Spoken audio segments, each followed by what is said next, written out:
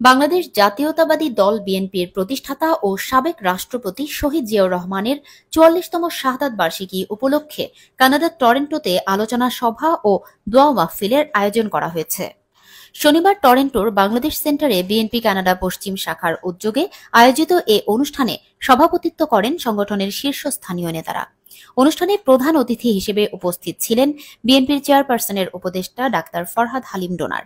বিশেষ অতিথি হিসেবে বক্তব্য রাখেন আন্তর্জাতিক বিষয়ক সম্পাদক ও দলের বিদেশ বিষয়ক কমিটির সদস্য আনোয়ার হোসেন খোকন। আলোচনায় আনোয়ার হোসেন খোকন বলেন, দেশ এখনো সংকটের মধ্যে রয়েছে। এ অবস্থায় শহীদ জিয়ার আদর্শ অনুসরণ করেই বিএনপির নেতাকর্মীদের ঐক্যবদ্ধ থাকতে হবে, যাতে অপশক্তি দেশকে ধ্বংস করতে না পারে। তিনি শহীদ জিয়াকে একজন সংগ্রামী বীর আখ্যা দিয়ে বলেন, জিয়া জীবনের শেষ দিন পর্যন্ত দেশের জন্য কাজ করতে করতে শহীদ হয়েছেন। যারা মাঝপথে হাল ছেড়ে দেন তারা কোনোদিন জিয়ার সৈনিক হতে পারেন না। তিনি আরো বলেন, আমরা যারা জিয়ার সৈনিক হিসেবে দাবি করি তারা কেউ যেন পথের মধ্যে হাল ছেড়ে না দেই। আলোচনা সভা শেষে শহীদ জিয়াউর রহমানের রুহের মাগফিরাত কামনা করে বিশেষ দোয়া মাহফিল অনুষ্ঠিত হয়।